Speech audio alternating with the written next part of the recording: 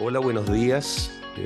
Vamos a dar inicio a nuestro quinto panel de estas Jornadas Nacionales de Derecho al Trabajo y de la Seguridad Social, que se intitula Seguridad Social, Despido y Cesantía. Eh, Siempre me han pedido que yo como moderador, que es lo menos importante del rol que cumplo acá, pero haremos lo posible, tengo que advertir lo siguiente. Dice, nota, este instructivo debe ser leído al iniciar cada sesión. Cada exposición deberá durar a lo máximo 15 minutos. Transcurrido 12 minutos, se le informará al expositor con un cartón amarillo. Eso es para que los expositores no se enojen conmigo. Que le restan 3 minutos de tiempo. Y después dice el término del plazo se comunicará con un cartón rojo, de tal manera que están todos advertidos, ¿no es cierto? Todas las exposiciones en la sesión se realizan en forma continuada, es decir, haré la presentación de quien expone y evidentemente seguidamente, y si se puede, haré un pequeño comentario digamos, en respeto al tiempo pertinente sobre lo que cada expositor, cada ponente señaló. ¿No es cierto? Y terminada la última exposición, se tendrá un tiempo máximo de 30 minutos para observaciones, opiniones y preguntas. ¿Ya? Pues lo mismo en, eh, en el orden en que están indicadas, me voy a permitir cederle la palabra a doña Jenny Pinto Sarmiento, que la vamos a presentar como corresponde. Además de ser mi presidenta, desde ayer expresidenta, pero no por eso dejemos de mencionarlo. Ella es doctora en Derecho por la Universidad de Deusto, Bilbao, España, máster oficial en Derecho de la Empresa por la Universidad de Deusto, Bilbao, España, diplomado en Ética en la Investigación Pontificia Universidad Católica de Chile, profesora de Derecho del Trabajo y de la Seguridad Social de la Facultad de Derecho de la Universidad Católica de la Santísima Concepción, y tengo que poner expresidenta de la Sociedad Chilena de Derecho del Trabajo y la Seguridad Social. Jenny, por favor, tus 15 minutos a partir de este momento. Solo para aclarar, aún presidenta, porque mientras no se constituya oficialmente en la primera reunión el directorio, todavía me quedan horas. Y me faltó algo, integrante de la red feminista de profesoras de Derecho al Trabajo ahí junto a Verónica. Bueno, en esta ocasión a nosotros nos corresponde hablar de la seguridad social respecto de un tema específico que es el término de contrato. Cuando nosotros pensamos en la seguridad social respecto al término contrato, lo primero que pensamos, ¿cierto?, es en la contingencia que hay que cubrir. Y en este caso sabemos que es el desempleo. Por lo tanto, pensamos inmediatamente en el seguro de cesantía. Es por esto que es necesario, ¿cierto?, hacer mención a la ley 19.728, que es la ley del seguro de desempleo, que se llama así, ¿cierto? Y que en este caso, cuando entra en vigencia el año 2001, lo que viene a hacer es a recoger ciertos principios de la seguridad social y así lo señala expresamente. Entre esos principios nosotros encontramos la universalidad, la solidaridad, la uniformidad, la subsidiariedad. ¿Por qué yo hago mención a esto? Porque cuando nosotros vemos, ¿cierto?, y pensamos en el principio de la universalidad, lo primero que tenemos que pensar es que deben estar todas las personas cubiertas, ¿cierto?, frente a las contingencias que requieran. Sin embargo, esto no es así. Porque la misma ley 19.728, en cuanto a su ámbito de aplicación, señala cuáles van a ser las personas protegidas por este seguro de cesantía. Y señala expresamente que serán aquellos trabajadores dependientes regidos por el Código del Trabajo que inicien o reinicien sus labores con posterioridad a la entrada en vigencia de esta ley 19.728. Por lo tanto, cuando entra en vigencia esta ley, ¿cierto?, muchas personas lo que tenían que hacer era llenar un formulario si estaban trabajando con anterioridad para poder acogerse a el ámbito de protección de la ley de seguro de cesantía. Si no hacían este formulario, ¿cierto?, tenían que continuar con el sistema anterior, que era el DFL 150. En este caso, ¿qué es lo que empezó a suceder? De que muchas personas, ¿cierto?, y se dieron cuenta con la pandemia, que estaban trabajando con anterioridad a la entrada en vigencia de esta ley y nunca hicieron este formulario y por lo tanto no tenían seguro de cesantía. Entonces comenzó a pasar que muchas personas comenzaron a darse cuenta porque no podían acogerse a la ley de protección al empleo. Entonces, lamentablemente, sucedió respecto de estas personas esta situación. Sin embargo, yo creo que con la pandemia, uno de los grupos más desprotegidos que no podían en este caso optar a la ley de protección al empleo, ¿por qué? Porque no tenían seguro de cesantía, eran los trabajadores independientes. Porque como sabemos, en este caso, al señalar expresamente la ley que se va a proteger a los trabajadores que están regidos por el Código del Trabajo, excluimos inmediatamente a dos grandes grupos, a los trabajadores del sector público y a los trabajadores independientes. Entonces, en este sentido, nosotros podemos señalar que cuando nosotros excluimos a los trabajadores independientes, hay que tener en cuenta que los trabajadores independientes son aquellos que en el ejercicio de la actividad que se trate no dependen de empleador alguno, ni tienen trabajadores bajo su dependencia. Al menos así lo define, ¿cierto?, el Código del Trabajo. ¿Cuáles son los problemas de esto? Que actualmente los independientes no queda tan clara la figura como hasta hace unos años atrás. Es decir, nosotros en este momento estamos en una época donde se ha visto, ¿cierto?, la incorporación fuerte en el mundo laboral de las nuevas tecnologías. Vemos, por ejemplo, con mayor fuerza esta dificultad de poder deslindar, ¿cierto?, un trabajador dependiente de un independiente. Porque muchas veces la persona está trabajando desde su casa, porque muchas veces trabaja para una plataforma, porque muchas veces, ¿cierto?, no queda clara la figura al no ser los mismos indicios que nosotros estábamos acostumbrados con anterioridad, donde la persona trabajaba presencialmente, ¿cierto?, bajo una fiscalización inmediata dentro de la empresa. Hoy en día esto ya casi no sucede en muchos sectores. Y esto ha llevado a que no quede claro en el fondo cuándo una persona realmente es dependiente o independiente. Y además, en este caso, nosotros tenemos que también señalar que actualmente los independientes sí se encuentran protegidos por la seguridad social en varias contingencias, porque actualmente con la ley 21.133 ellos cotizan, ¿cierto?, a través de las boletas de honorario. Y esta ley señala que incorpora a los independientes este régimen de protección social a las personas que emitan boletas de honorario, que en este caso se les hace un descuento que va a ir creciendo, ¿cierto?, llegando a un 17% en el año 2028, perdón. Y en este caso señala también es que se debe tener presente que no están obligados a cotizar los hombres mayores de 55, mujeres mayores de 50, y que tengan honorarios anuales inferiores a 301.250. Esas personas no están obligadas. ¿Qué es lo que sucede? Estamos cotizando, sin embargo, no tenemos todas las contingencias cubiertas. Es decir, los independientes, al cotizar, ¿qué tienen como protección? El seguro de invalidez y sobrevivencia, el seguro de accidentes de trabajo, ¿cierto?, y enfermedades profesionales, el seguro de acompañamiento de niños y niñas con enfermedades catastróficas, que es la ley SANA. Tenemos también la salud, ya sea FONASA o ISAPRE, el sistema de pensiones a través de la AFP. Sin embargo, ¿qué pasa con la cesantía? En Chile, el independiente no tiene cubierta, ¿cierto?, la cesantía, como sí sucede en otros países, como por ejemplo en el caso de España con los autónomos. En el caso de Chile no hay seguro de cesantía. Entonces, en este caso tenemos una gran cantidad de trabajadores que no se encuentran protegidos frente al desempleo. Y así lo vemos, ¿cierto?, con los informales, que hoy en día también con la pandemia sabemos que creció, ¿cierto?, de una manera exponencial los trabajadores que están trabajando de manera informal, pero también los independientes. Y sobre todo es más grave aún, porque los que están trabajando en su mayoría de esa manera son mujeres. Porque como sabemos, eso lo va a ver Verónica, yo la verdad es que solamente hago mención porque ella va a ver el tema de género, pero sin embargo, producto de la pandemia, muchas mujeres se vieron obligadas a renunciar a sus trabajos porque no había sala cuna, porque no podían salir a trabajar, porque seguimos en una sociedad donde el hombre es el proveedor, la mujer cuidadora, y lamentablemente, al no tener un empleo formal, se vieron obligadas en su gran cantidad a aceptar empleos, ¿cierto?, de carácter informal. ¿Cuál es el otro problema? Que en este caso, los independientes tampoco tienen sala cuna. Como sabemos, hay un proyecto en este momento, ¿cierto? Sin embargo, actualmente no hay sala cuna para los trabajadores del sector público.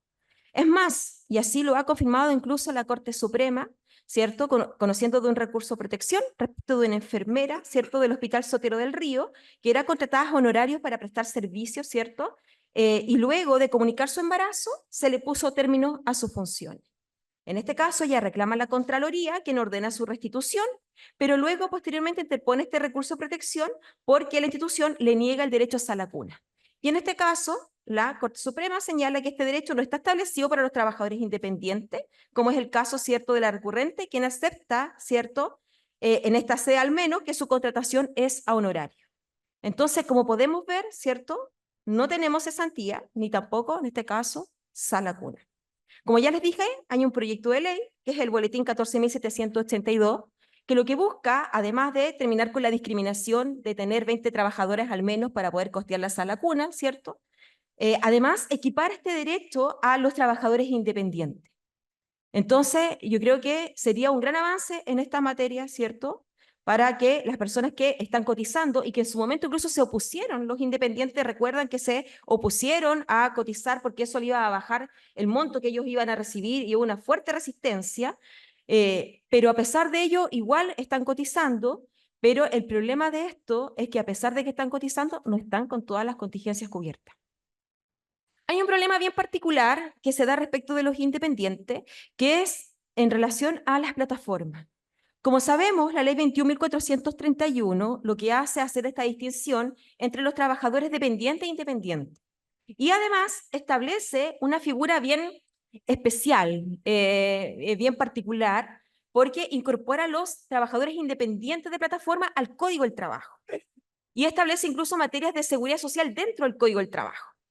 Y además aquí lo que hace legislativamente es bien extraño, pero junto con ello lo que hace es algo bien distinto a lo que nosotros estábamos acostumbrados, que es establecer obligaciones para el empleador respecto de trabajadores independientes, ¿cierto? Y entre ellas lo que hace es establecer, por ejemplo, celebrar un contrato con estipulaciones mínimas. Y entre ellas, por ejemplo, además de determinar la zona geográfica, las reglas de protección de datos personales, los tiempos máximos de conexión, ¿cierto?, y obligación de desconexión, establece algo muy extraño respecto a lo independiente, que es establecer expresamente cuáles son las causales de término del contrato.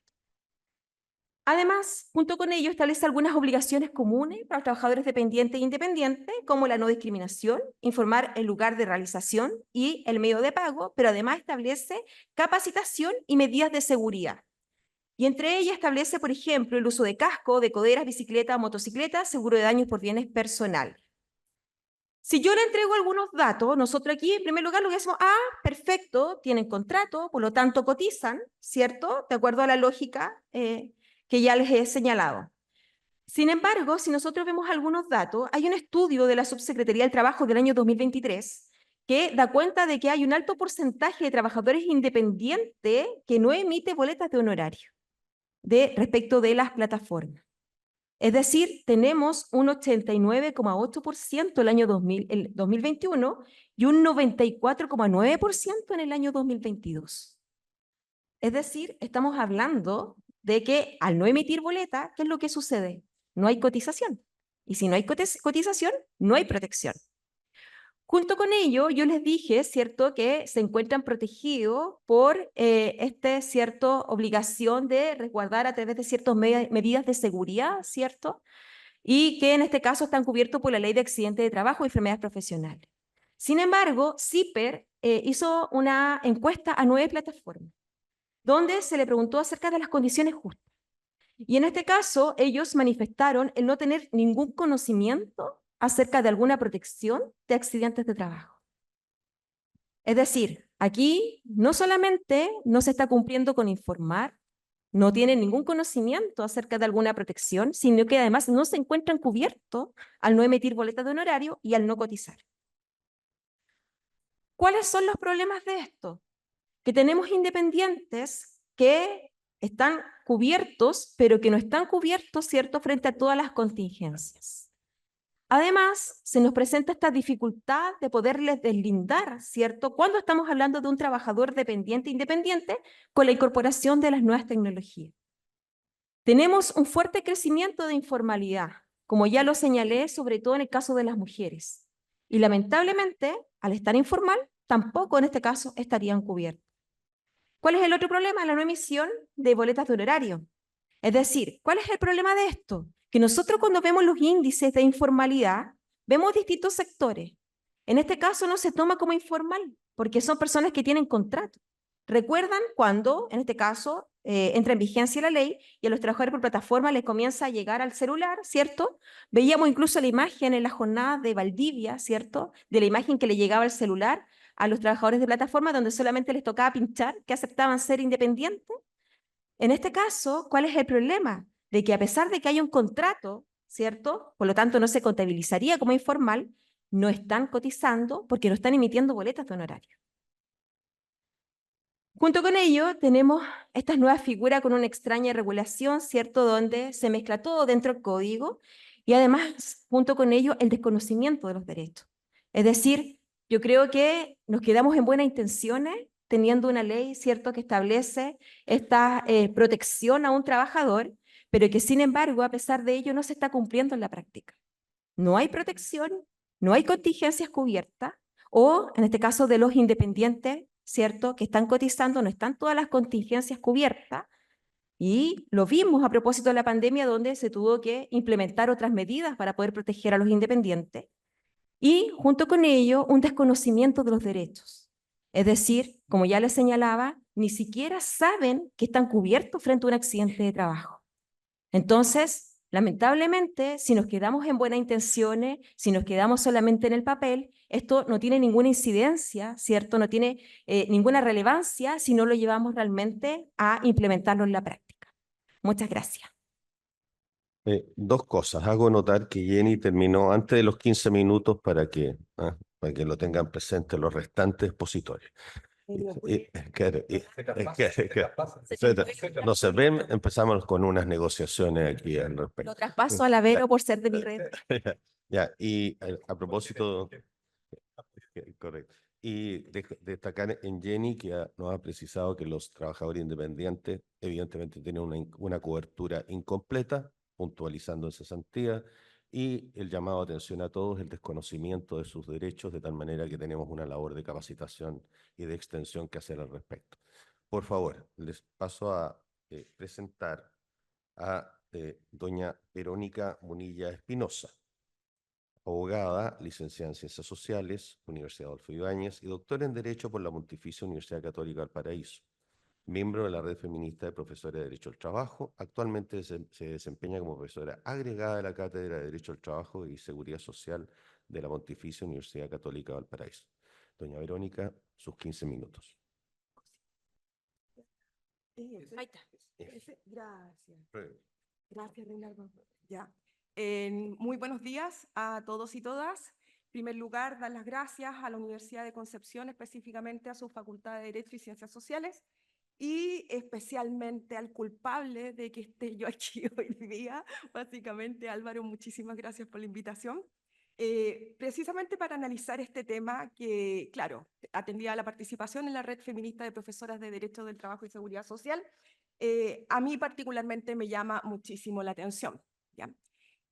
Lo que ustedes observan en, si es que pasa el coso, bueno, lo que ustedes no observan, ya, espérame. Perfecto, ahora pasó mucho. Ahí sí. Ya. Lo que ustedes observan en la primera diapositiva son las cifras del Programa de Naciones Unidas para el Desarrollo respecto del impacto que en este caso tuvo la pandemia y su crisis económica consecuencial en el trabajo de la mujer. Ya. La figura, o la línea azul, la línea de arriba, es la participación laboral, en este caso de los varones. El total o el promedio es la línea negra que está en el medio, y la participación femenina en este caso es lo que refleja la línea roja que está ahí abajo. Este gráfico ¿de qué da cuenta? Da cuenta de que, no obstante, antes de la pandemia nosotros observábamos una participación laboral de la mujer que iba creciendo. Esa participación laboral básicamente se dio a través de figuras muy, muy precarias. ¿Y esto qué quiere decir? De que frente a una crisis económica, las mujeres fuimos las primeras en salir del mercado de trabajo y las últimas que vamos a volver una vez que logremos, si es que se puede, superar las consecuencias económicas. ¿Ya? Entonces, una primera observación cuando uno aborda el tema de desocupación, básicamente, o cesantía por género, es ver que este problema impacta o tiene un reflejo dependiendo del sexo que nosotros tengamos, ¿ya? Entonces, esa es una primera constancia. Esa primera constancia se evidencia en lo que, para efectos de poder analizar, en este caso, el tema de desocupación, cesantía y mujer, son 4 índices que se consideran básicos, ¿ya? Los 2 primeros índices son de participación laboral y brecha remuneracional, ¿ya? En este caso, respecto de la participación de la mujer en el mercado de trabajo formalizado, nosotros observamos ya que existe una brecha de un 19,2%. A su vez, dentro del segmento formalizado de mujeres existe una brecha de salarios que está estudiadísima por la profesora Rojas, que alcanza, en este caso, según las cifras del INE en el año pasado, de 25,5%. ¿Ya? Ese es como un primer escenario que nos podría marcar diferencias en lo que es, en este caso, la protección social a propósito de la cesantía, porque ya observamos, en este caso, primero una cantidad de ruido. Ay, perdón, no había puesto el... Ya. Las segundas, los siguientes índices, hay uno que es de ocupación y de ingreso de personas ocupadas. ¿Y por qué traigo el índice a colación? Porque nosotros acá estamos analizando el seguro de cesantía, que no es lo mismo que hablar cesantía de ocupación. ¿Ya? En ese sentido, los índices son bastante engañosos. O sea, eventualmente uno puede estar desformalizada y puede estar ocupada, y esos son los índices que actualmente está dando el gobierno.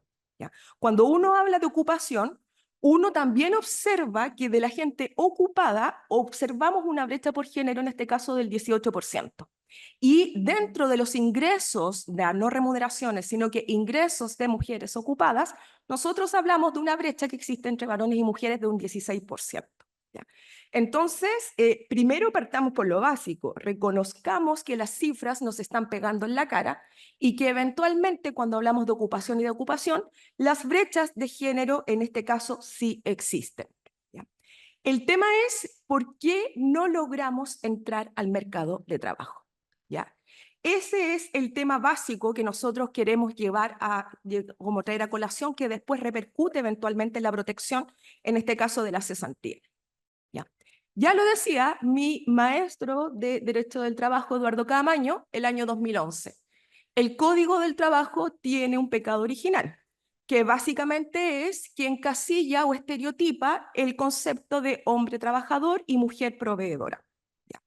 Desde esta perspectiva, nosotros lo que podemos analizar es de que existen obviamente barreras de carácter cultural, pero también existen barreras de carácter jurídico para la participación de la mujer, en este caso en el mercado de trabajo. ¿Ya? Estas barreras dicen relación directamente con la focalización que existe en las mujeres de lo que denominamos los derechos de cuidado. ¿Ya? O sea, las titularidades que se dibujan a propósito de lo mismo. El primero, sin desmerecer, por supuesto, la maternidad, por favor. ¿Ya? Nosotros tenemos que, producto de la combinación de los postnatal y postnatal parental, que los varones usan en un 0,93%, en este caso según las cifras, ¿ya?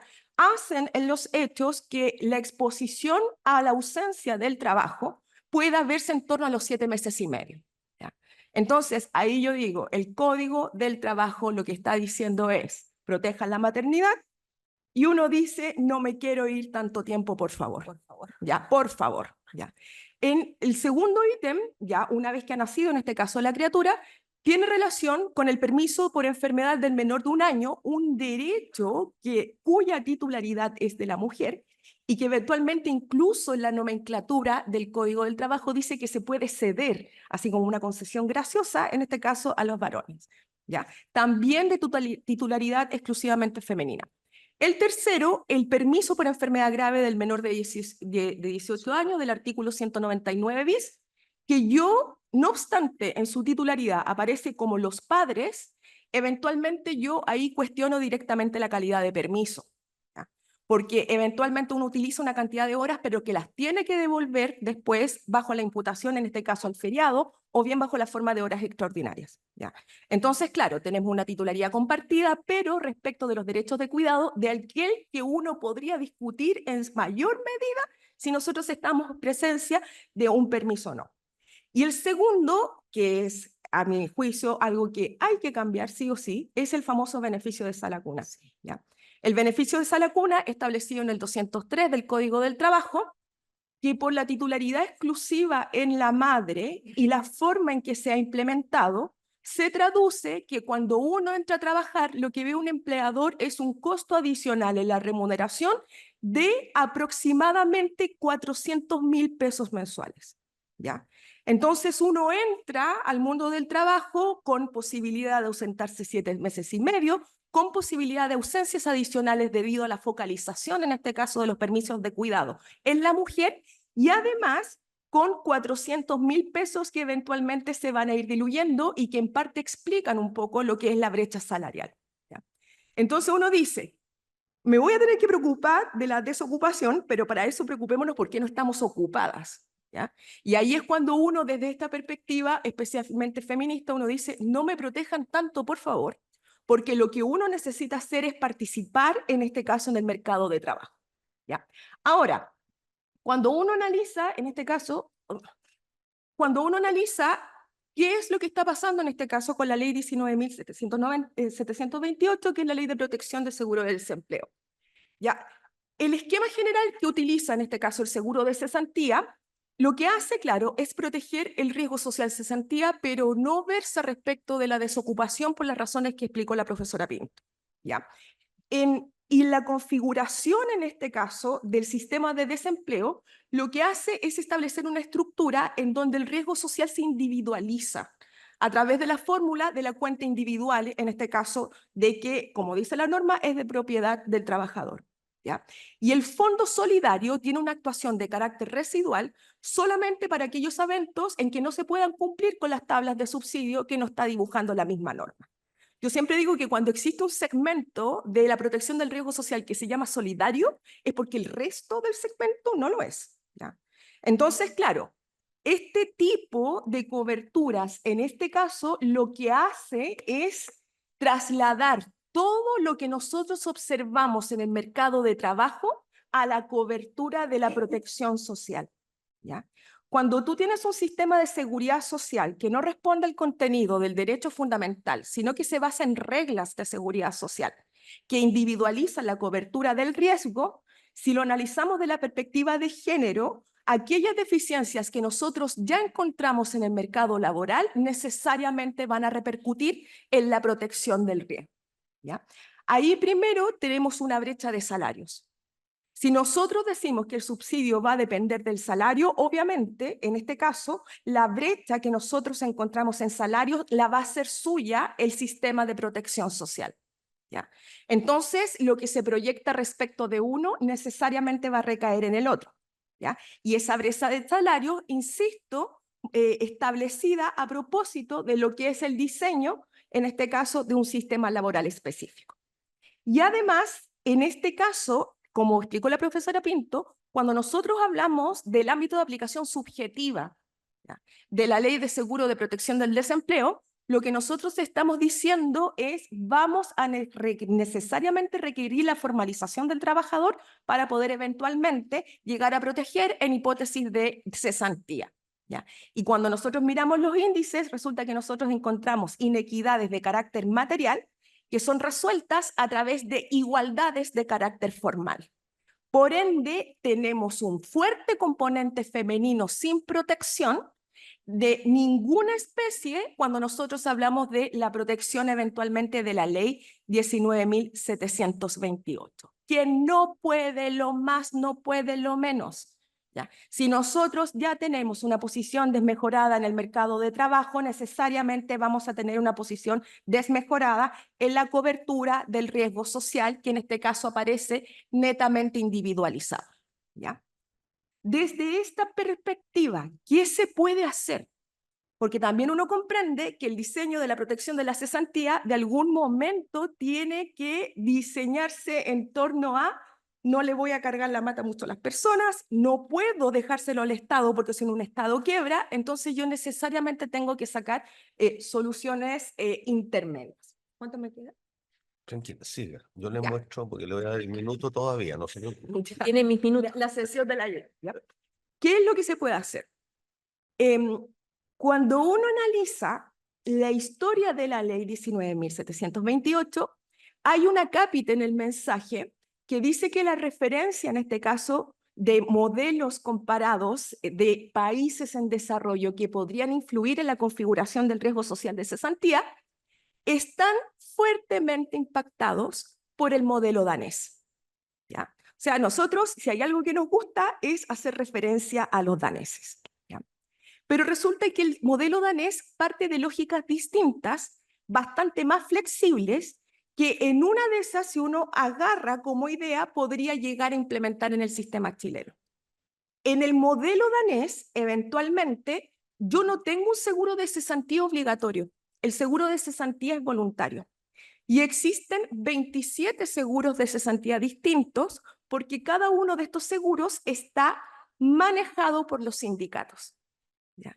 Cuando el sindicato se hace cargo del seguro, como estos sindicatos están adscritos a negociaciones ramales, entienden las particularidades que tiene un sector productivo específico.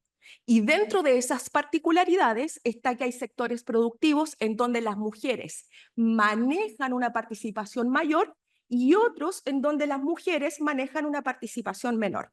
¿Ya? Entonces, el hecho de dibujar distintas formas de poder acceder a la cobertura de la seguridad social, ¿ya? A mí me permitirían tener una serie de herramientas para poder a su vez diferenciar formalmente de manera de poder tener igualaciones en términos materiales. ¿Ya? Entonces, claramente por ahí podría ir una vía. ¿Ya? Pero desde esta perspectiva hay que hacer las siguientes prevenciones. ¿Ya? Disculpe. No, disculpe. El marido, para que vean lo que es el género. ¿Ya? Ya. Eventualmente. Más encima, mi marido me llamó justo en este momento, fíjense. Bueno. Y ese no es el marido. No estaría aquí, caballero. No estaría aquí. El pensamiento. Una de las críticas que se hacen cuando uno analiza el modelo danés es literalmente, yo salgo a la calle y no veo daneses.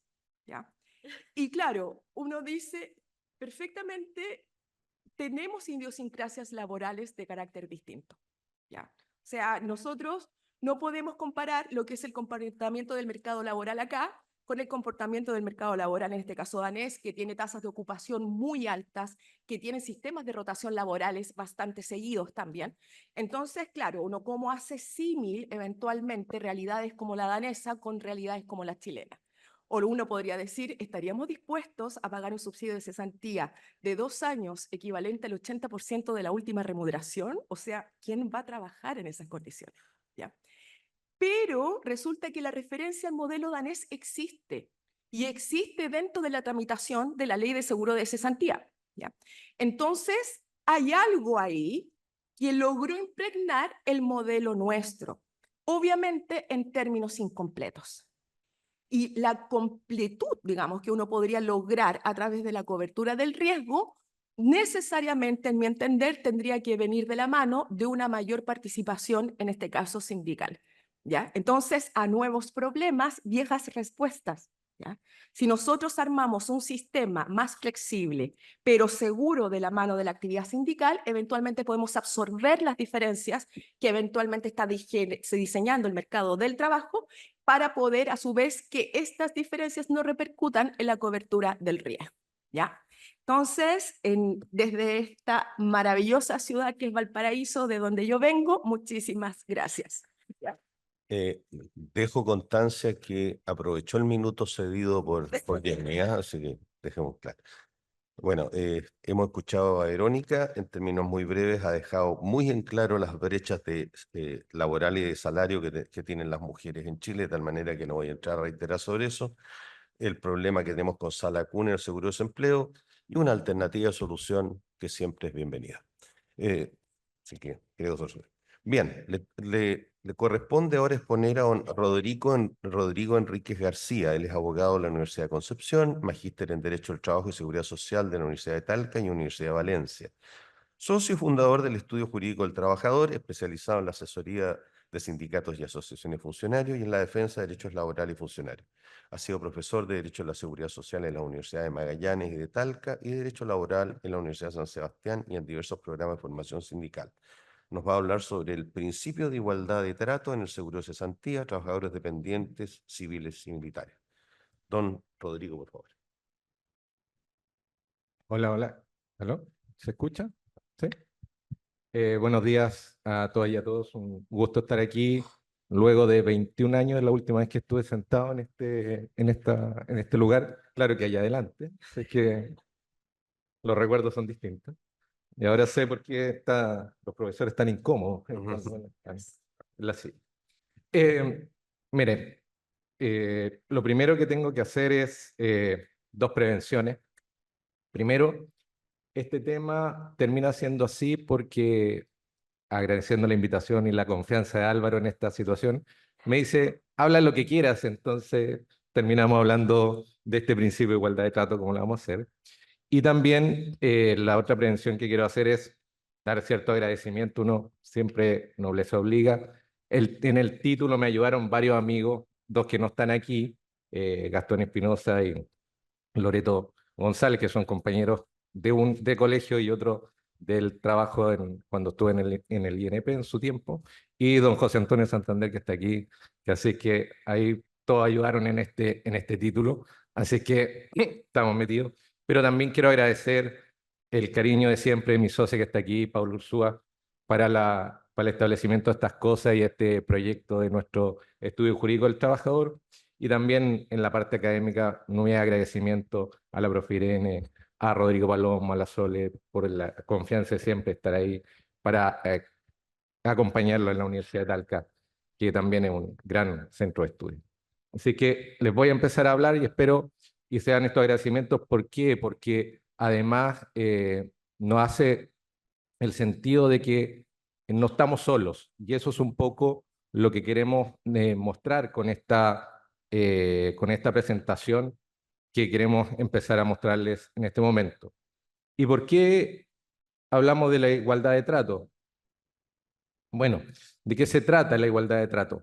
La igualdad de trato ha sido establecido por algunos autores como un principio guía de la seguridad social en conformidad a una serie de convenios y recomendaciones que hay estableciendo la OIT, como lo vamos a explicar más adelante, siendo el principal el convenio 118 de la OIT de 1962, en donde, preocupándose de algunas materias en relación al desempleo, plantea que el requisito o la posibilidad de que los Estados miembros respeten los derechos a los requisitos de admisión al derecho a las prestaciones de las distintas ramas de seguridad social a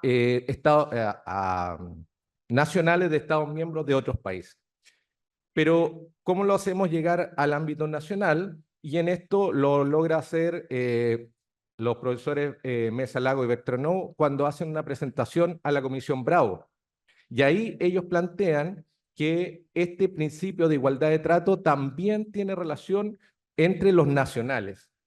Y la Comisión Bravo lo asume porque es muy importante en relación al objetivo que tiene, que es tratar de evitar que existan grupos de poder privilegiados que logren algunos beneficios distintos, como tener sistemas previsionales distintos, y ya van viendo para dónde va el camino, o también grupos excluidos de ciertas cosas arbitrariamente, como ya lo adelantó Jenny en la presentación en relación, por ejemplo, con la ley del seguro de desempleo. Y ahí lo asume la Comisión Bravo en el sentido de que dice, oiga, esta igualdad de trato, hay que tener cuidado porque en el sistema previsional se ve al establecer dos sistemas previsionales distintos, uno para los civiles, otro para los militares. Y lo plantea que, a pesar de no estar dentro de su esfera de responsabilidad, el sistema chileno tiene que mejorar ese problema de las diferencias entre los civiles y los militares, ¿ya? Entonces aquí vamos a ir avanzando en esas cosas. En los convenios y las recomendaciones en relación con el desempleo desde la OIT hay dos convenios y dos recomendaciones que están relacionadas con eso, como se las planteo ahí, y dice que, en términos muy generales y completo entre todos, los distintos convenios y recomendaciones plantean que en el campo material de aplicación hay que ver la pérdida de ganancias debido a la imposibilidad de encontrar un empleo conveniente por parte de una persona apta y disponible que busca trabajo en forma activa. Eso es lo que hay que buscar proteger con el seguro, o sea, con el desempleo, con la protección del desempleo, del riesgo del desempleo. Y ahí plantea también que el campo personal de aplicación, o sea, quienes tenemos que tratar de llegar, dice la OIT, a lo menos al 85% de los trabajadores dependientes o asalariados, como están en los convenios, dice expresamente incluido aprendices y funcionarios públicos, y acepta solo como exclusión si se le asegura al funcionario público su empleo hasta la edad de jubilación, cosa que ya vimos, ya no hay en nuestro país, por lo menos no lo hacemos. ¿Ya? Y las prestaciones, ¿cuál es el nivel de prestación que tiene que haber? Que garantice la seguridad básica del ingreso a fin de asegurar el acceso efectivo a los bienes y servicios necesarios para vivir con dignidad. Esto lo plantea la recomendación 202, o sea, lo mínimo para poder subsistir. Y estamos como en las reglas básicas de la seguridad social. ¿Ya? Luego, ¿cómo lo vemos en nuestro país? Vamos aterrizando un poquito en esta situación. Ahí, en la Constitución, tenemos dos grandes normas, ¿cierto? El 19, número 2, la igualdad ante la ley, que dice que va a haber igualdad ante la ley y que no existirían en nuestro país grupos privilegiados. Ya sabemos que no es así, pero bueno, vamos siendo llenos de declaraciones. Y en el derecho a la seguridad social, la posibilidad de que todas personas tengan protección social a través de sistemas públicos o privados, como lo sabemos. Entonces, vamos bien. Luego, en la ley 19.728, que todos lo hemos hecho la referencia, como decía Jenny, solo está aplicable a los trabajadores dependientes regidos por el Código del Trabajo y por lo tanto dice expresamente excluidos los del contrato de aprendizaje, los menores de 18 años y los pensionados, salvo los que sean por invalidez parcial, porque esos tienen que seguir cotizando durante los 3 años de que se establece su invalidez parcial. ¿Ya? Obviamente estaban antes excluidos los trabajadores de clase particular, pero ya no está. ¿Ya? Y por lo tanto, ese es el ámbito y por lo tanto estamos viendo que la situación lo estamos restringiendo solo a trabajadores regidos por el Código del Trabajo, ¿ya? Y las prestaciones en un nivel no danés ni noruego como le gusta a Vero, es un nivel bastante más bajo y precario, ¿ya? Entonces, ¿qué es lo que sucede ahí? Surge la duda, ¿por qué? Y también, al igual que a Vero, fuimos a ver, perdón, antes de esto también tenemos que entender algo. Los funcionarios públicos, ¿en qué condiciones están? Los funcionarios públicos tenemos distintas normas, ¿cierto? Pero la norma básica está en el Estatuto Administrativo y en el Estatuto Administrativo dice el artículo 3, letras B y C y el 10 del Estatuto Administrativo que existen dos grandes grupos de trabajadores, los trabajadores con cargos de planta y los cargos a contrata. Los de planta son los permanentes, los cargos a contrata son de carácter transitorio y que duran hasta el 31 de diciembre de cada año, ¿cierto? Esas son las condiciones, lo mismo está para los funcionarios militares y también para los funcionarios municipales en las distintas leyes. Así que no hace referencia por el tiempo.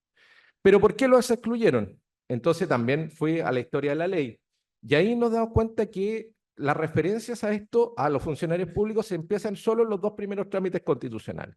En el primer trámite constitucional, el primero que habla algo respecto de esto es el diputado Darío Paya y dice: es de toda justicia y lógica que esos funcionarios bajo el régimen de contrata, que año a año deben firmar un contrato de trabajo, puedan tener los beneficios que este proyecto otorga a los demás trabajadores. No hay razón que justifique tal discriminación. Luego, en el segundo informe de la Comisión de Trabajo, lo que dice, hay un poco más de referencias, pero más o menos lo mismo, pero lo más importante en esto dice, el costo fiscal que se generaría sería muy significativo. Y ahí empezamos a encontrar las razones de esto, ¿cierto? Y que en el sector público no existe la indemnización por año de servicio, lo que lleva a tener que rediseñar toda la estructura de esta iniciativa. Ya, porque ya estaban pensando en el artículo 13, donde cómo le iban a quitar el aporte del empleador. Pero ahí, también en este informe, está el compromiso del Ejecutivo a través del Ministerio de Hacienda, que iban a haber una tramitación especial y lo iban a conversar con la ANEF. Estamos hablando del año 99, ¿ya? En el segundo trámite constitucional, el que se preocupa de todo este tema es un hombre de esta casa, don Augusto Parra, siendo senador, dice: oiga, explíquenme por qué está excluido, ¿ya? Porque no hay una inamovilidad funcionaria. Entonces, Mario Marcel, en esa época director de presupuesto, le dice: mire, sí, está bien, hay una rotación que no es muy reducida en la contrata, pero porfa, no me mezcle beneficios, ¿ya? Aquí hay regímenes laborales distintos, entonces no me enrede. Y vamos a conversar con la ANEF por un nuevo trato respecto de los trabajadores. Pero ahí el senador Parra en su votación dice, oiga, me preocupa la situación de cobertura del funcionario del sector público, esto es la votación de la idea de legislar, ya que sobre la base de los principios de universalidad y uniformidad, que son propios de la seguridad social, es dable esperar que en el futuro puedan complementarse dicha cobertura a los trabajadores referidos. ¿Ya? Por lo tanto, seguimos viendo que no hay mucha explicación más que del tipo económico. Entonces, ¿cuáles son los elementos para poder avanzar y tratar de llegar a la cobertura de esto? Aquí quiero traer a colación algunas cosas que dijo, por ejemplo, la profesora Fonsalía, en el sentido de que hay que tener en consideración que el derecho a la seguridad social es un instrumento de inclusión en un Estado democrático constitucional de derecho que, por lo tanto, le permite a las personas acceder a cosas que les permitan la participación en todo el ámbito social y cultural y económico de los países. Por lo tanto, en el periodo de desempleo es también importante tener esta situación. Además, hay que considerar, como lo hemos planteado en otra, la tesis del magíster, que el ser humano es un ser complejo y por lo tanto hay que considerar esa condición y que por lo tanto hay que verlo de distintos puntos de vista para poder irlo complementando, irle respondiendo. Y aquí está donde lo que queremos tratar de establecer como un nuevo concepto ya más sacado de la psicología, pero no de la seguridad social, que es el concepto de estar todos unidos porque somos, al ser seres humanos, miembros de la misma especie humana, conformamos lo que se llama tenemos una humanidad compartida en donde reconociendo nuestras individualidades, entendemos que nuestras vidas están entrelazadas y por lo tanto lo que hacemos en favor de uno o en favor del otro, no me queda un minuto, estoy en el 12, va a servirnos, nos van a servir a él. ¿Y cuál es lo que pasa? Que también si uno lo analiza en la situación, los funcionarios públicos terminan siendo perjudicados porque va a haber colegas que están trabajando al lado, todos lo sabemos, que están sujetos al Código del Trabajo, que van a poder tener acceso a este beneficio y ellos no. Entonces, además, sabemos claramente que no hay una estabilidad en el empleo, tanto es así que se creó en algún momento el concepto de la confianza legítima. Y por lo tanto, ¿cuál es la solución o cuál es el camino que tenemos que podemos saber?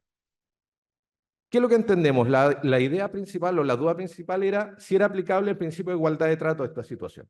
Y creemos que con todo este análisis es súper claro que no hay otra respuesta. Sí, es lógico y es necesario poder tener la igualdad de trato y las condiciones igualitarias para todos los trabajadores. ¿Hay que ver los costos? Sí. Pero aquí la Seguridad Social nos ayuda diciendo, oiga, ¿qué régimen de financiamiento tengo que tener? Obviamente tripartito, si hay que hacer responsable al trabajador, al empleador. Bueno, van a ser órganos del Estado, pero son el empleador y el Estado también en este. Y aquí, en el régimen financiero, quiero aportar uno distinto y que a lo mejor nos puede ayudar más aterrizado a la realidad nuestra, es la capitalización colectiva, porque no nos podemos hacer los locos. El sistema FP está metido en el sistema económico, por lo tanto, sacarlo es mucho más complejo. ¿Ya? Pero en un camino intermedio, mientras se está haciendo este cambio hacia ese otro sistema, es que lo que se podría hacer es homologar los conceptos de planta al contrato indefinido y la contrata a los sistemas de plazo fijo. Y por lo tanto ahí aplicar las mismas coberturas del seguro seguro de desempleo, pero que después más adelante solo habla de cesantía, a los funcionarios públicos, ¿ya?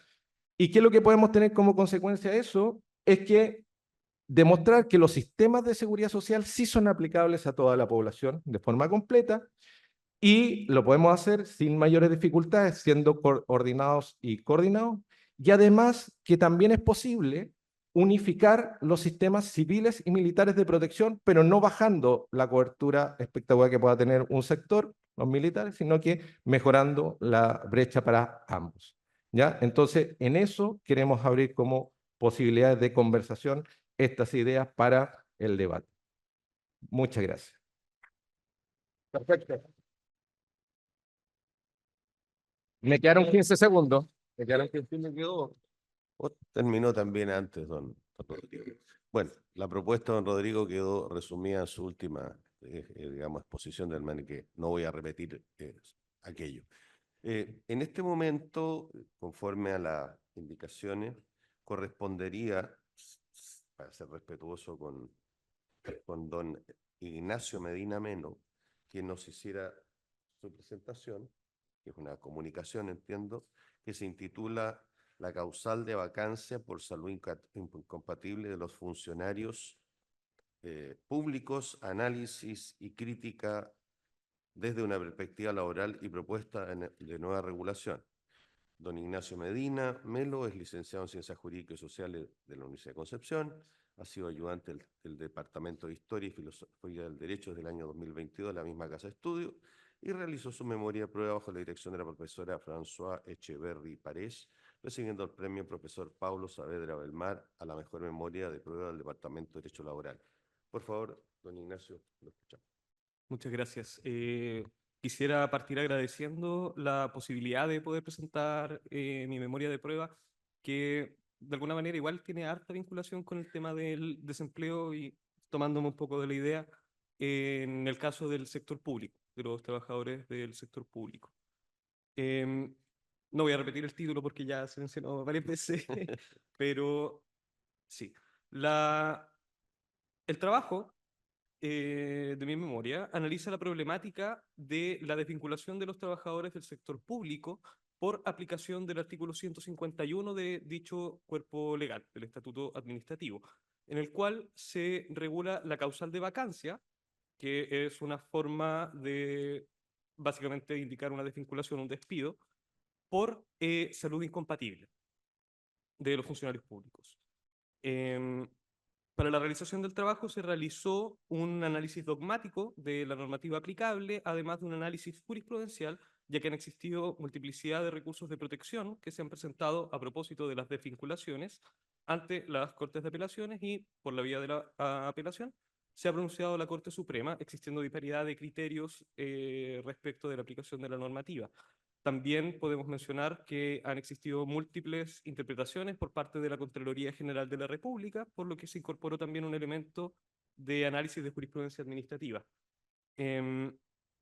Y todo esto, ciertamente, con el fin de conseguir una propuesta de mejora en el Estatuto Administrativo con tal de alcanzar un equilibrio entre la protección de los derechos de los funcionarios públicos con la necesidad de la continuidad del servicio público.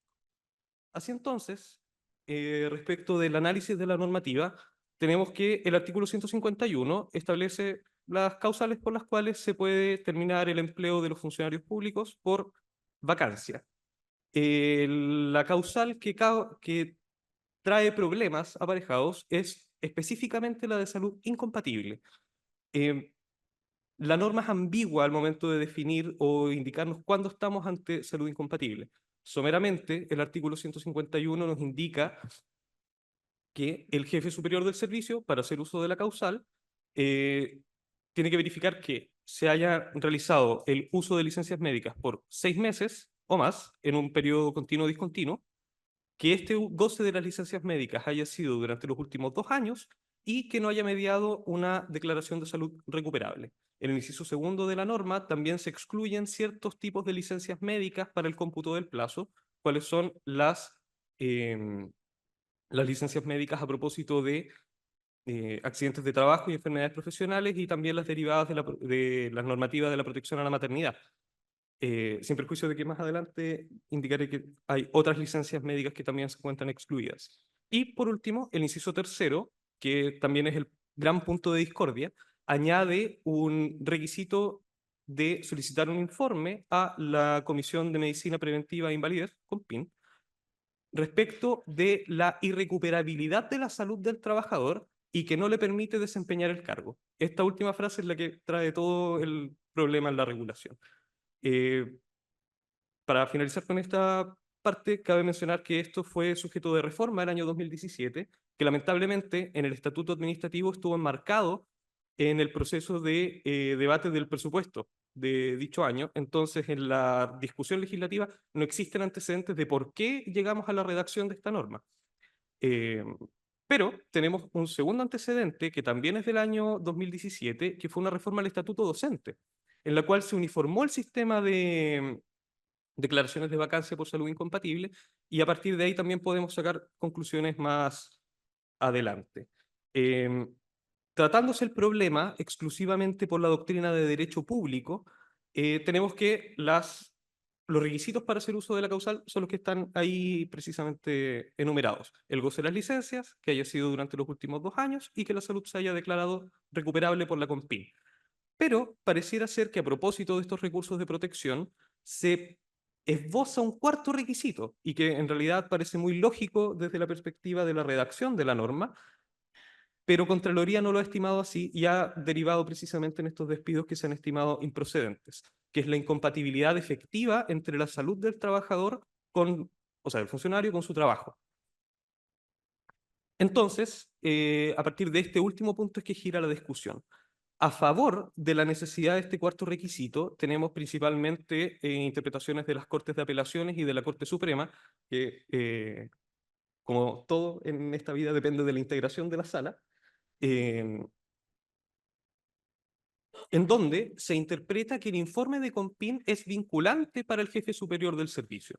Es decir, CONPIN no solamente debe referirse respecto de la recuperabilidad de la salud del funcionario, sino que también debe indicar si la salud es compatible o no, que de nuevo pareciera ser evidente en base a la redacción del inciso 3º del artículo 151. Pero en la práctica, CONPIN nunca se ha pronunciado respecto de la compatibilidad. Claro, sería prueba precisamente esta redacción del inciso 3º. Además, se puede complementar esto, atendido que las Cortes razonan que al momento de existir una declaración de vacancia por salud incompatible, no existe una etapa para que el trabajador pueda reclamar. No puede decir, oiga, ¿sabe qué? En realidad mi salud sí es compatible con el trabajo y puedo demostrarlo. Por tanto, se debería elevar el estándar para que el jefe superior del servicio pueda hacer uso de la causal. Entonces, en ese sentido, con mayor razón, pareciera ser que el informe de CONPIN debe referirse respecto de la compatibilidad. Y para mencionar como último argumento a favor, que es uno en realidad de carácter más indirecto, es que el hecho de que el trabajador se reincorpore a sus funciones después de terminar el goce de la licencia médica, estaría demostrando que el trabajador sí puede efectivamente seguir trabajando, que su salud sí es compatible con el empleo. Y por tanto, esto vendría a desfigurar la calificación que ha realizado el jefe superior del servicio y torna falto de razonamiento o sí, le quita razón al acto administrativo que dispone de la vacancia. Lo cual demostraría que el requisito subyacente es precisamente que la salud sea efectivamente incompatible con el trabajo. Ahora, respecto de las posiciones en contra, como también dije, la Corte Suprema también ha estado en contra de la necesidad de este requisito, se ha argumentado que existe un principio superior a la protección del trabajador. ¿Cuál sería el principio de servicialidad del Estado? El Estado está para garantizar las necesidades públicas de toda la población y por tanto la causal de salud incompatible no sería otra cosa que una forma de proveer estos servicios, de tener a las personas idóneas para que continúen prestando los servicios porque el Estado no puede parar de prestar estos servicios públicos. Y en este sentido también se ha ido complementando con la posición sostenida por la Contraloría General de la República, que estima que el estatuto distingue entre la salud irrecuperable y la incompatible. En el primer caso hay un antecedente médico y es CONPIN el órgano llamado a realizar la calificación. En el segundo, salud incompatible, es simplemente el jefe superior del servicio el que tiene que realizar la calificación. Por tanto, los supuestos de hecho del artículo 151 serían un indicio suficiente de la incompatibilidad del estado de salud y por tanto el hecho de que la salud sea incompatible no es requisito sino que es consecuencia de la declaración. Y finalmente se indica por CONPIN, perdón, por la Contraloría, que esto es simplemente el uso de una facultad discrecional y por tanto tampoco puede entrar a pronunciarse respecto de si esto es efectivamente así en la realidad. Como se podrá ver, entonces, en base a lo dicho, la normativa es engorrosa y lamentablemente cuando hay amplitud interpretativa surgen los problemas para los funcionarios. El principal es el alcance de este inciso 3º, que no le permite desempeñar el cargo. Yo soy de la posición de que efectivamente esta redacción denota la necesidad de una efectiva incompatibilidad con el cargo. ¿Por qué? porque la norma es clara al decir que el informe de Compin debe indicar si la salud es compatible con el cargo, si le permite desempeñarlo. Pero además hay una cuestión de ubicación de la norma. La norma está ubicada en el artículo 151, que en todo el contexto está hablando de la salud incompatible y no de la salud recuperable o irrecuperable. La única mención es respecto del informe. Entonces no sería lógico asumir que tiene que estar circunscrito exclusivamente a esta causal. Luego, también tenemos un artículo problemático, que es el artículo 112 del Estatuto Administrativo, que indica la forma en la que se debe declarar recuperable la salud. Entonces, aquí nos dice que tiene que existir un informe de los órganos previsionales correspondientes, que normalmente van a ser las comisiones médicas de la Superintendencia de Pensiones. Entonces, si en el artículo 112 nos están diciendo la salud irrecuperable se declara de esta forma, y después en el artículo 151 nos dice, no, se tiene que hacer de esta otra forma, entonces quedaría sin aplicación una de las dos normas. Ya, dicho esto, quiero pasar por temas de tiempo a mi propuesta de nueva regulación. Yo creo que debería hacerse aplicable a la desvinculación por salud incompatible el beneficio estatuido en el artículo 152, que someramente implica que los funcionarios públicos pueden estar sin trabajar por un periodo de 6 meses con remuneración íntegra, porque el impacto de terminar de trabajar es fuerte y precisamente estamos partiendo de la base de que están en un periodo de enfermedad, de alta vulnerabilidad. Además, creo que sería positivo que el informe de Compin sea antecedente suficiente para que se otorgue una pensión de invalidez, porque si estamos diciendo que la persona no puede trabajar porque su estado de salud se lo impide, entonces debería precisamente darse paso a que actúe el sistema previsional. Deberían además incorporarse límites temporales, porque no deberíamos llegar al absurdo, y que ha ocurrido en los tribunales, que la persona vuelve a trabajar y luego se le declare vacante el cargo. No tiene mayor lógica que esta sea la situación que ocurra. Y además deberían incorporarse mecanismos para evitar el uso fraudulento de las licencias médicas. Todos sabemos que esto lamentablemente ha ocurrido, y en este caso particular debería ser una sanción, que sería la pérdida del beneficio de los 6 meses sin trabajo, pero con derecho a remuneración. Esto es todo cuanto puedo comunicar. Muchas gracias. Le regalamos un minuto, pero estaba muy entretenido, así que muchas gracias. gracias. Ok. Bueno, siendo las 10:15 y de acuerdo al cronograma que escrupulosamente ha pedido el señor organizador que se respete, les puedo contar que contamos con, salvo que me corrijan, 10 minutos para preguntas, inquietudes, comentarios, observaciones. Por lo mismo, invitaría en un cierto orden, por supuesto, para que puedan contestar los panelistas, excepto digamos, vuestra intervención. Por favor. Muchas gracias. Muchas gracias. Buenos días a todos. Yo quería hacer un comentario muy breve, no un comentario ponencia, por supuesto, un comentario muy breve y una pregunta. El comentario, me gustó mucho la exposición de la profesora Munilla, especialmente porque pone en evidencia una cuestión que a veces no se menciona en estos foros, y es que la cuestión de la brecha en el empleo y de la brecha salarial tiene un fundamento económico, ¿no? Que es el incremento del costo de la contratación femenina y por ende el desplazamiento de ese, no por ende, pero asociado a eso el desplazamiento de ese costo al empresario, ¿no?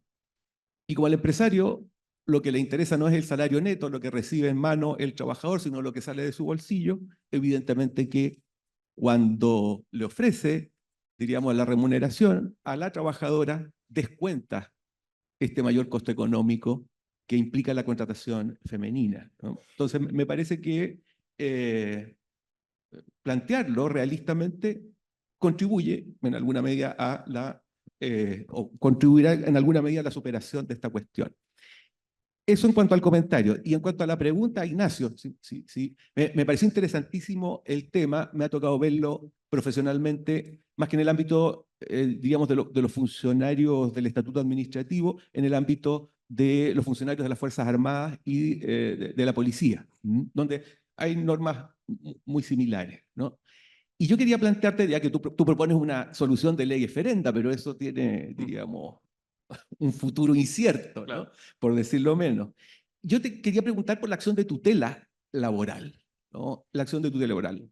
Porque ahí se ha planteado, en términos prácticos, una cuestión bien interesante, ¿no?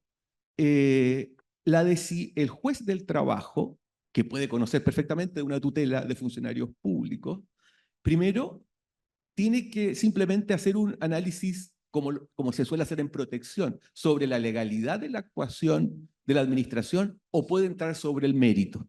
Yo tiendo a creer que puede entrar sobre el mérito, atendido que tiene que dar razón de el empleador fisco tiene que dar razón de la justificación de la medida y de su proporcionalidad, donde ahí puede caber perfectamente, diríamos, la cuestión que tú planteas, ¿no? Y hay otra cuestión, además, porque el artículo 2 del Código del Trabajo establece como criterio expreso, proscrito, ¿no es cierto?, la discriminación por salud, ¿no? Entonces, uno podría plantearse si en el caso que un funcionario es despedido, diríamos, bajo estas normas, donde no ha habido el pronunciamiento, diríamos, sobre la incompatibilidad, donde no ha habido el pronunciamiento sobre la incompatibilidad, si no se configura desde ya los indicios de la discriminación, ¿no? O sea, es evidente, nadie discute, ni el Consejo de Defensa discute que se le ha despedido por su condición de salud. Entonces, correspondería probatoriamente que el fisco, el Estado, ¿no es cierto?, justificara la razonabilidad y la proporcionalidad de la medida, ¿no? Lamentablemente, en términos de mi conocimiento heurístico, práctico, no he hecho un estudio sobre esto, los tribunales del trabajo tienden a razonar más o menos del mismo modo que las cortes en sede de protección, ¿no? Se hace un examen formal de legalidad, se establece, ¿no es cierto?, que se ejercieron las facultades legales propias del servicio y entonces se determina que no se configura una discriminación por salud. Entonces, perdón por alargarme, pero la pregunta es si tú crees como un mecanismo inmediato de, diríamos, solución de estas cuestiones, pudiera la tutela laboral ofrecer diríamos, esa salida. Es curioso porque precisamente a propósito también de la investigación, llegué a encontrar una propuesta de reforma a esta normativa que precisamente instruyó o pretendía establecer un mecanismo jurisdiccional para la salida del trabajador. En el fondo que el Estado demandaba al trabajador para, entre comillas, desaforarlo. Esa era la solución que se planteaba. Yo creo que debería mantenerse esto en sede administrativa, eso en particular, la desvinculación, pero el procedimiento de reclamo podría ser perfectamente por la vía de la tutela. Sí, precisamente por la aplicación de principios de derecho del trabajo que al parecer Contraloría pretende no dar aplicación, sin perjuicio de que sí lo hace en los hechos, pero cuando le conviene. Entonces sí, yo creo que sería muy positivo que se utilice, por esa vía se pudiera realizar la reclamación de esto. El tema es que igual hay que tomar definiciones al final, porque tenemos estas vías separadas del Código del Trabajo y del Estatuto Administrativo, pero a veces terminan mezclándose. Entonces, tenemos que tomar decisiones. O nos vamos por la vía jurisdiccional del Código del Trabajo, o nos vamos por la vía jurisdiccional y creamos de una vez por todas los tribunales contenciosos administrativos. Pero sí, de momento, con cómo está planteado hoy en día la normativa, yo creo que sería positivo utilizar la vía jurisdiccional laboral. Don Pedro, usted levantó la mano, ¿no? Por favor. Gracias, buenos días. Bueno, felicitar estupendas presentaciones expositoras y expositores. Sin embargo, quisiera hacer una pregunta tanto para Jenny como para Rodrigo. Para Jenny, en general no pretendo que sean buenas o malas, ni positivas ni negativas, sino que un poco por dónde iría la orientación en la materia. En el caso del trabajador independiente para el seguro de cesantía, entiendo que la propuesta sería incorporarlos a aquellos que son independientes que declaran rentas del 42 número 2. Eso es lo que logro entender de tu planteamiento. Y ahí la pregunta que cabe en general, bueno, se supone también que ellos asumirían completamente la cotización, la del empleador y la del trabajador, ¿ya? Y en ese contexto hay que considerar que, por tanto, para un trabajador independiente que declara rentas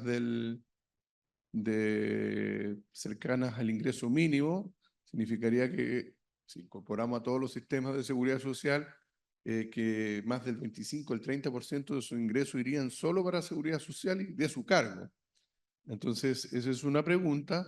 Y también el hecho de que, ¿qué pasa con el resto de los trabajadores independientes, que son la gran mayoría, cientos de miles, ¿ya? O sea, no hay solución probable para ningún sistema de seguridad social, y en particular para este. Eso es como un tema. Y para Rodrigo, en definitiva, más o menos lo mismo.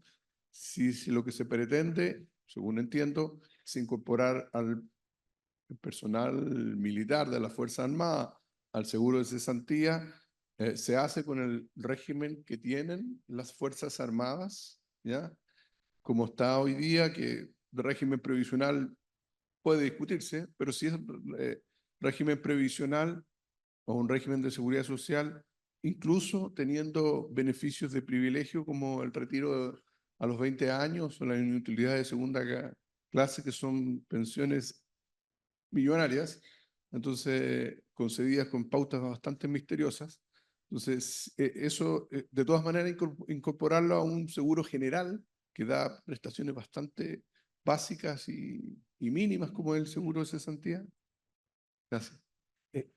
Un instante antes que respondan los netos, vamos a pedirle a doña Irene que haga su consulta y me van a disculpar. Ustedes saben que el tiempo aquí me lo están cortando, así que para que ahí cerramos las consultas, por favor.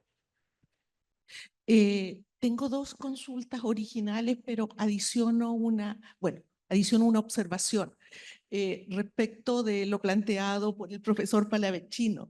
Tengo la tesis contraria de que la discriminación de remuneración, más allá del trato de los efectos que tengan las cargas de cuidado respecto de las mujeres, es un problema global, universal, de que nos afecta a las trabajadoras y que se plantea por nuestra especial inserción en el mercado laboral, el que está totalmente segmentado en razón de labores femeninas, labores masculinas, mujeres que se retiran del mercado laboral por cuidado y en algunas sociedades que no es la nuestra por falta de calificación. Hay múltiples problemas que inciden en esta brecha salarial y no es solamente por los costos laborales que arroja la mujer, que existen. Totalmente de acuerdo. Y ahí mi pregunta que planteo a la profesora Munilla. Usted señaló que que no nos protejan, por favor.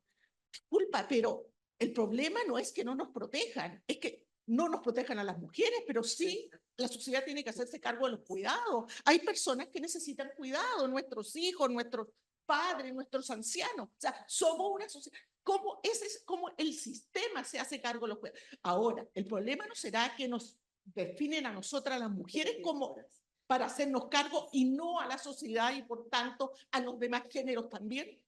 Ese es el tema, o sea, no es que no nos protejan, es que la sociedad defina el sujeto de protección y no sea una carga solamente de mujeres. Por eso no estoy de acuerdo en eso, no nos protejan. No va por ahí, yo creo, la respuesta.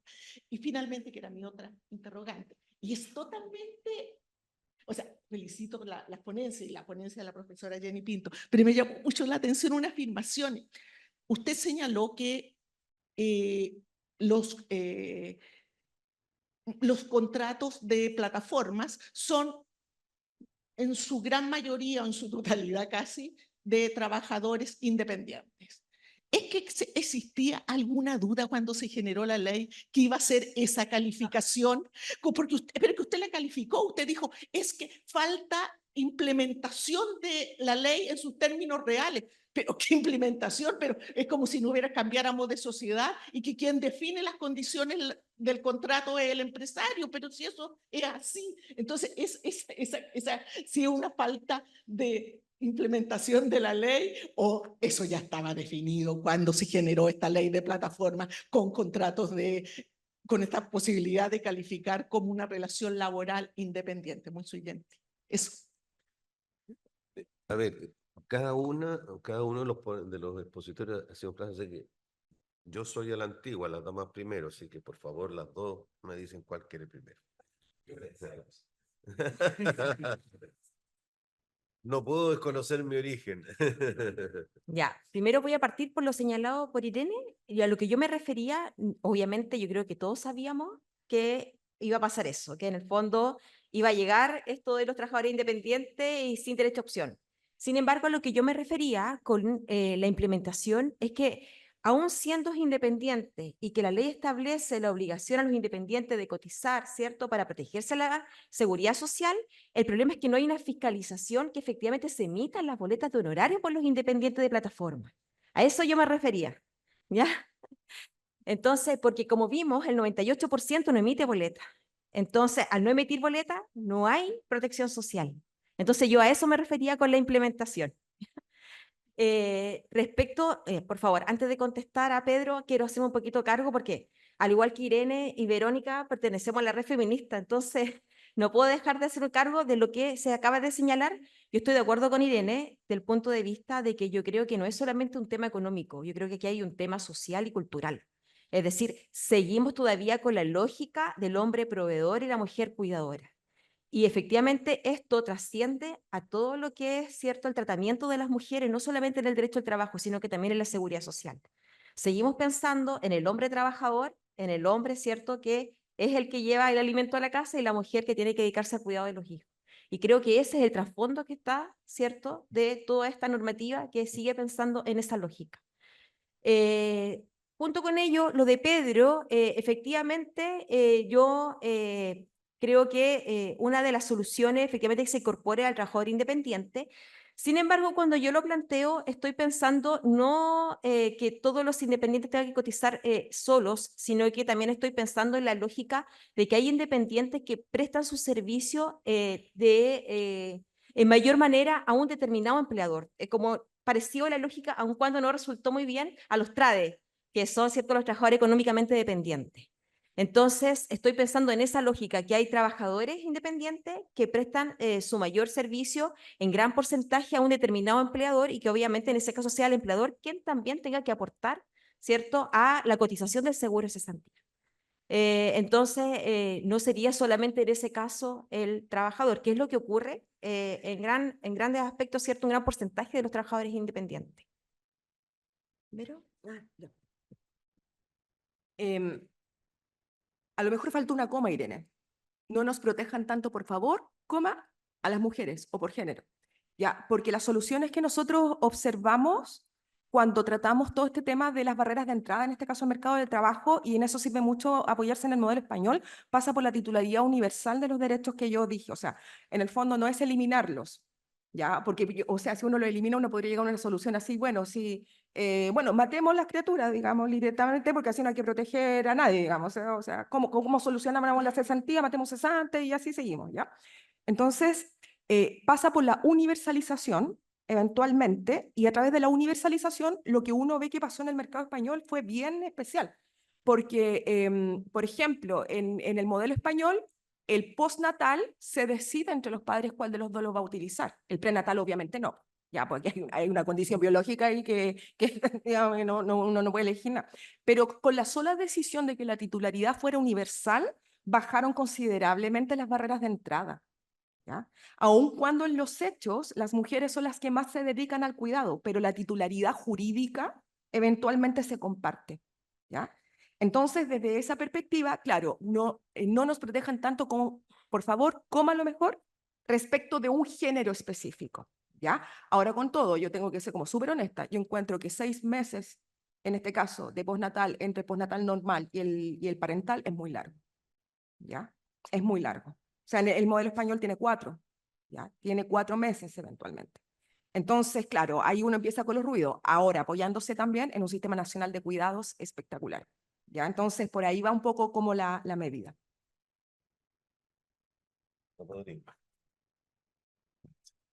Ya, a ver, el profesor, disculpe, Ahí la tutela sí nosotros creemos que puede servir en el caso de estamos en un juicio en eso, así que esperamos que resulte eso. Estamos en audiencia de juicio. Así que puede ser. Profesora, yo creo que también coincido absolutamente. Es una responsabilidad de todos. El cuidado de los niños, de los adultos mayores, de las personas que tienen discapacidad o cosas, es una responsabilidad de todos. Por eso mi concepto ahí trataba de hablar del concepto de humanidad compartida. Todos tenemos compartido. Todo lo que hacemos podemos compartirlo y por lo tanto la carga es de todos, no es de tan solo de uno. ¿Ya? Pedro, bueno, tendríamos harto rato para conversar respecto de lo que tú planteas, pero bueno, mi tesis del Magíster de Derecho al Trabajo y Seguridad Social fue el hecho de unificar los sistemas civiles y militares, porque además lo que se financia con el aporte de los trabajadores es mínimo, la mayor cantidad y la responsabilidad de eso. El presupuesto, sabemos que más del 50% del presupuesto del Ministerio de Defensa se gasta en pensiones más que en otras cosas, y por lo tanto ahí por eso lo que planteaba respecto de estas situaciones y teniendo consideración de que el sistema de FP está absolutamente enquistado en el sistema económico, que por lo tanto no nos podemos hacer los locos con eso, es que lo que planteo es hacer el sistema de capitalización colectiva, que es un sistema que permite la capitalización, pero de todo un grupo y además no tan solo en las grandes empresas, sino que también en las pequeñas, en las medianas empresas que nos permitan desarrollar a través de crédito y a través de una serie de otras cosas. Y ahí, obviamente, con el sentido no de bajar los beneficios, sino que mejorar los beneficios respecto de todo, porque si tenemos en consideración que la seguridad social tiene por esencia ser solidaria y que desde que se creó es así, salvo cuando se le ocurre a José Piñera inventar esta cuestión de la capitalización colectiva, entonces tenemos que responder a eso y es el sistema colectivo lo que nos va a solucionar la mayoría de estos problemas. Eso, gracias. Muy bien. Muchas gracias a todos por la atención. Gracias a los panelistas. Hemos terminado esta ronda hoy día en la mañana.